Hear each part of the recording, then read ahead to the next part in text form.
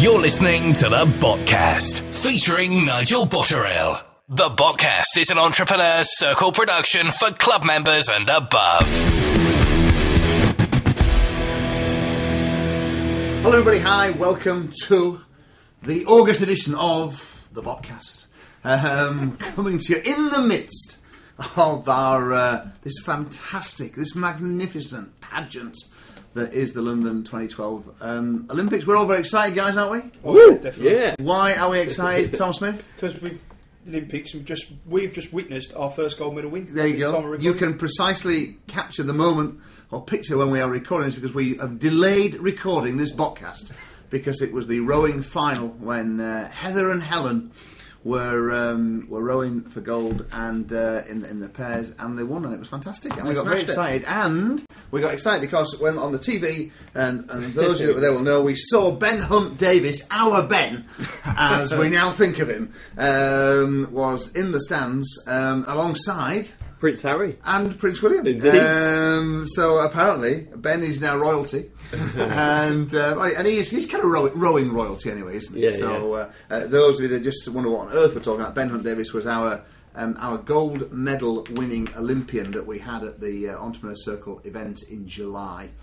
And I think everyone that was there that day very much warmed to him, and it was great to see him there down at Eton Dorney. I'm going tomorrow, actually. Oh, yeah. Very excited tomorrow. Yeah. Cool. Although obviously it would have been even better to be there today. Now, let's just be clear. There's myself. I'm Nigel. We have got Phil Wintermantle. Good morning. Tom Smith.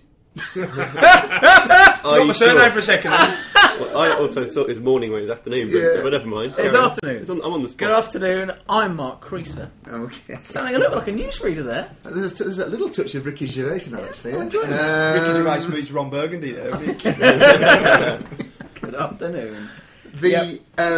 So, I mean, it's a pretty good place to start, given that we've just watched that rowing final. Just to recap, there's a great little piece. And can I just say, credit where it's due, Phil, because Phil takes responsibility for pulling together the circular. I mean, Mark makes his humble, modest one-article contribution each month.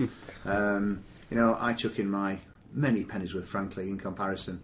But Phil does a great job pulling it all together, and I just think the August edition is looking quite splendid, my friend. So, and in there is this great little review, I guess, really, of the event that took place at the NEC at the beginning of July, and it was interesting. I talked on the podcast last month how we had the one lady who said she got nothing from it because all Ben spoke about was rowing, but she was definitely in a minority, if not of one, then certainly a very small number, because I've had lots of people coming back to us saying how much they've taken the "will it make the boat go faster" and adapted that to their business. I've lost count, dozens and dozens of members now.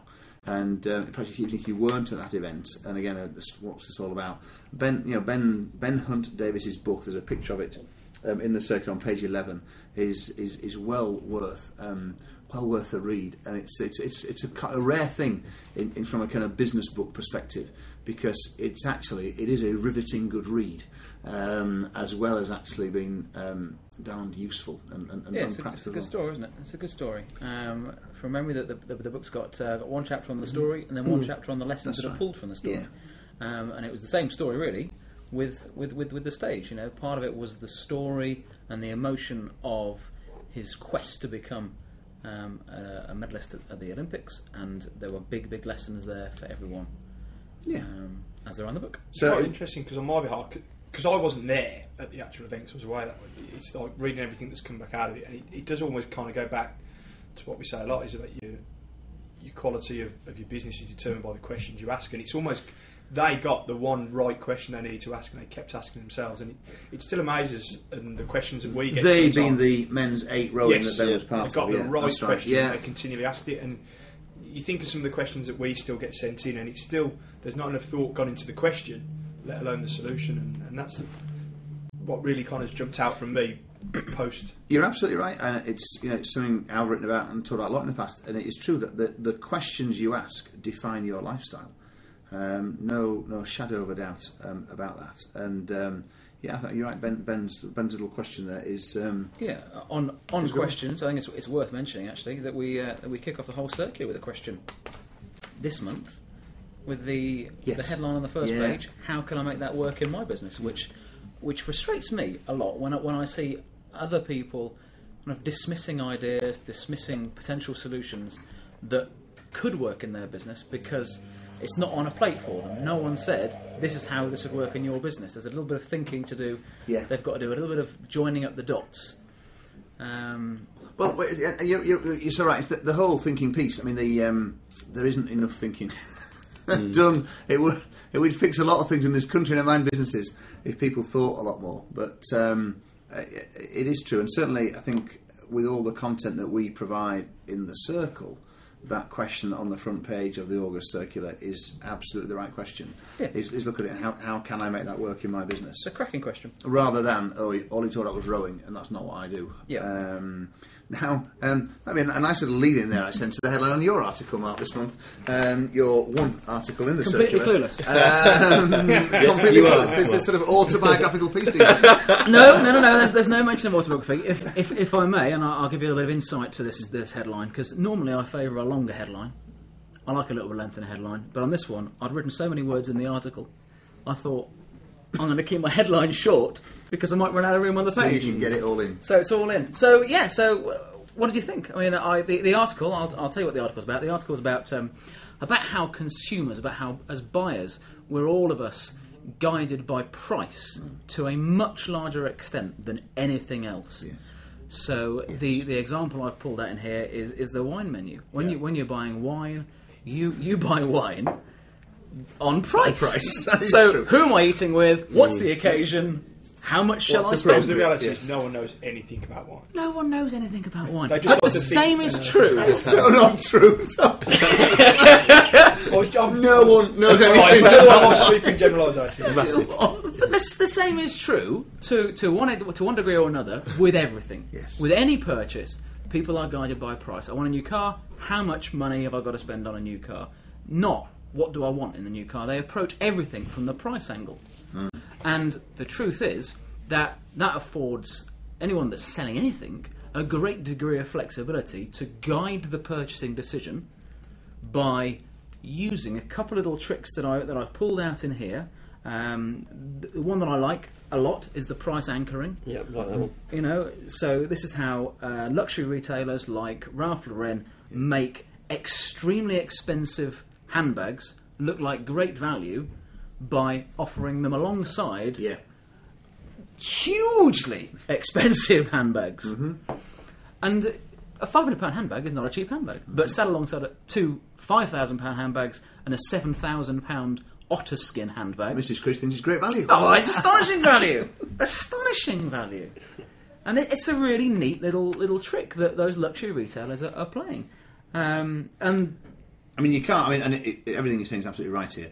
I mean, it isn't just the price anchor, because you do have to have the whole positioning piece right around that for it to work at that kind of level. But it is a very important element on it. I completely agree.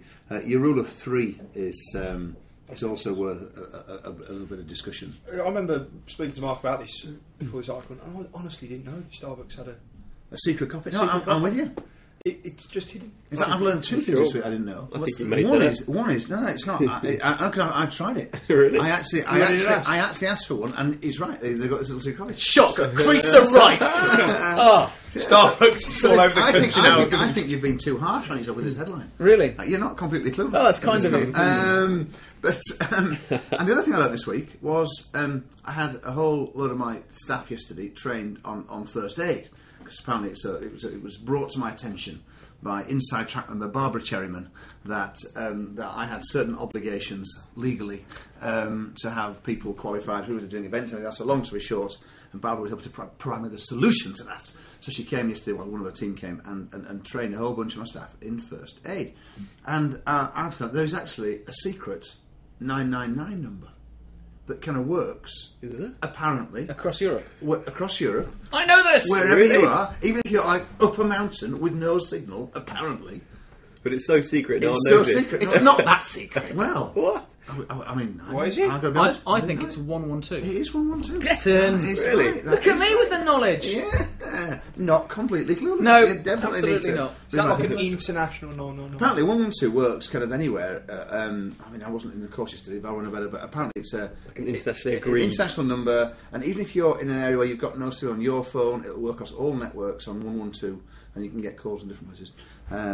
So I did. Great secret, that. Isn't it? Well, my point was that I was paying for first aid training, not actually for kind of directory inquiries. But Every day's a school day. so which is true. So some good pieces on there. Yeah, as ever, pricing worth. I was quite pleased to get in a comment by French economist Émile Dupuy.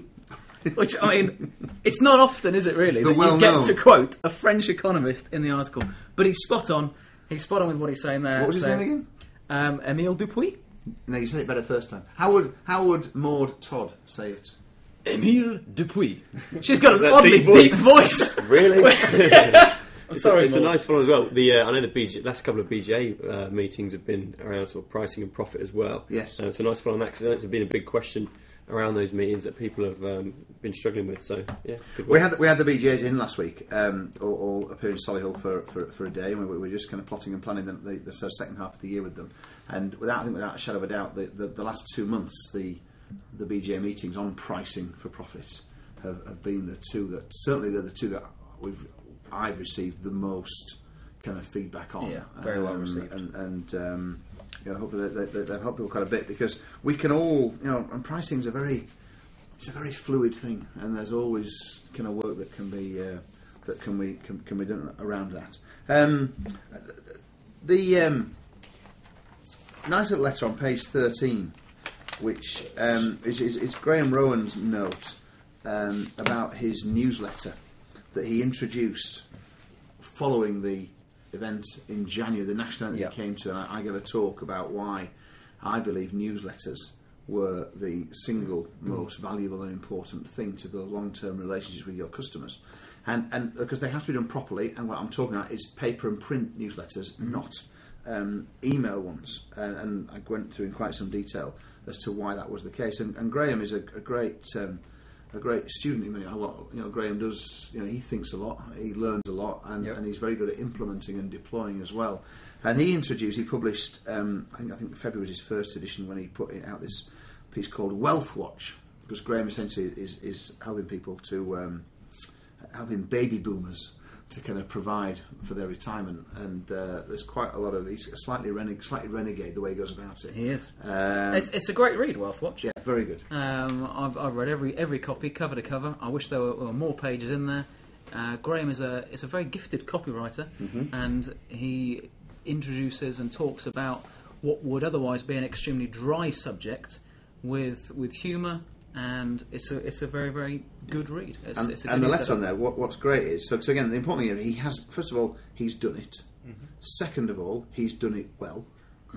And as a result, things are starting to properly happen as a direct result of his newsletter. Yeah. And I mean, he's seen he's getting a 700% ROI on sales directly attributable, which is amazing because he doesn't sell in the newsletter, which is one of the important points about it. But you build that kind of relationship and that sense of trust with people. But I love the way he talks about the subtle change in reaction he gets when he speaks with his kind of customers or his prospects. They are surprised and almost embarrassed in the way people react when a TV celebrity or radio DJ calls them unexpectedly. He said the whole tone of the conversation has shifted, and I've moved from being a salesman to being a welcome friend. And that's what newsletters can kind of do for you. And I mean, and to some extent, we're talking about the Entrepreneur Circular, but I think we've got a good model here for people. Yep. You don't need to publish 32 pages or whatever. Wealth Watch is typically 8 pages, I think. Yep. But you can get the right results, and that whole newspaper package that the talk that I gave, we've packaged all that up as well, so that is available if you weren't there in January, or if you were but your memory is a little foggy or hazy now, you want to actually implement some of this stuff, because it is absolutely true that newsletters are the single most effective tool to build long-lasting relationships with customers and prospects, and you do need to know what you do. There is a kind of formula to it. Phil's going to chip in a minute or two. Yeah, I just want to make a point that this is printed as well, obviously. So it's the physical piece that goes out in the post is just really, really valuable with people. And there's a question actually in the Q&A section on page 29 linked to it, which says from Tahir Rashid that says, Nige, how often should I send out newsletters? I've how should I send printed newsletters? I'm a dentist. I saw your newsletter talk. However, I find it difficult to write the content. Basically, should I send it on a monthly basis, or would quarterly work better? And the nuts and bolts of it is, it doesn't need to be a 32-pager like Nige said. Graham does his 8-pager, and I'm sure that still takes a significant amount of time. But a kind of a monthly communication, a regular communication, is going to be more effective than a quarterly one for sure. The more times you can kind of touch them and send out and communicate to people in that way, the more effective it's going to be, I think.